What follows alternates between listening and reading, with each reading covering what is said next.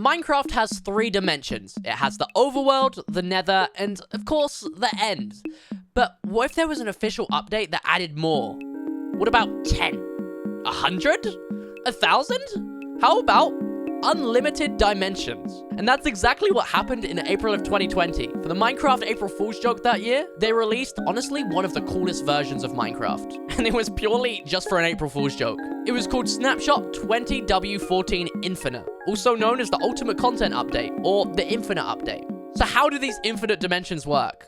Step 1, get obsidian. Step 2, place the obsidian to make a portal. Step 3, light the portal. Step 4, get a book and quill and write whatever you want inside. And step 5, just throw that book into the portal and boom, you'll notice that you have a completely custom portal frame. And upon entering, you'll notice a completely custom dimension in front of you. The cool thing about this as well is because these are random generated dimensions, you'd think it'd be completely random. But no, if you find a cool world, you can type that into a book again and throw it back in. Or you can tell your friends, hey, type this into a book and throw it in the portal, and they can have the exact same dimension as you. I mean, give it a try.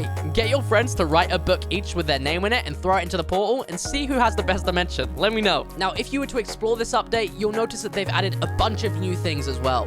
There's now custom biomes, new structures, if you want to call them that. Things like faster day cycles, different cloud levels, difference in lighting and hue, which makes blocks look a different color, some natural Minecraft biomes with some blocks replaced with another, and things like particle effects right through the dimension. Now, all of that in itself would be a cool enough update, but they even went out their way to add some new custom blocks. Let's start with the funky portal. The portal variant that you see when you throw a book into the portal, it generates a new color of portal and takes you to your desired destination.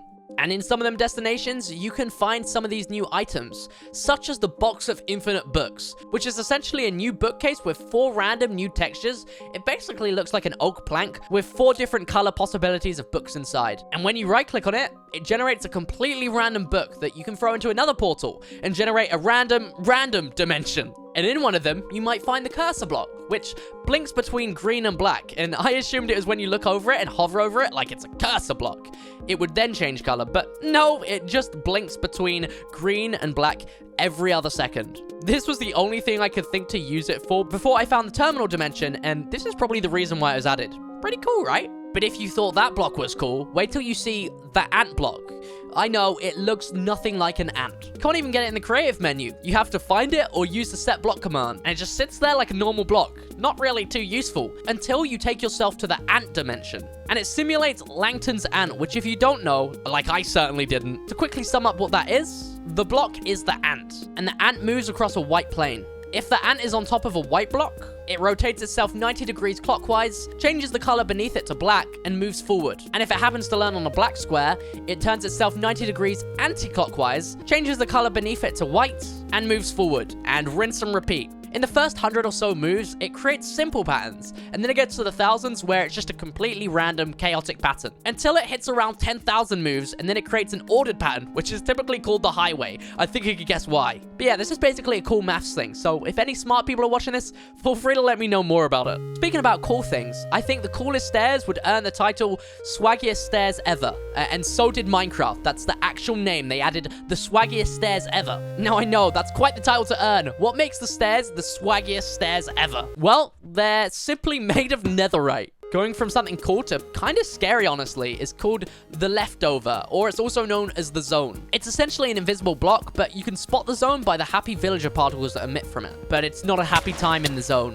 Once you enter the zone, it gives you blindness 2 and poison 4. So if you just went through this and didn't know about its existence, I expect you probably need a change of underwear. Another custom item which doesn't really make any sense was the footprint block. I think it was just added for a joke. It resembles a Minecraft footprint particle, but as an item, and it's also 16 by 16. You can get this item in the chest in the missing dimension, which looks like this, and it's super pretty, but also pretty random. You go up here, and you open the chest, and there are 2 footprints. Sounds super random, but I think it's probably referencing the removed footstep particle, which being why it's in the missing dimension. And the last custom item also has absolutely no use. It's called a very fine item, and it's just this.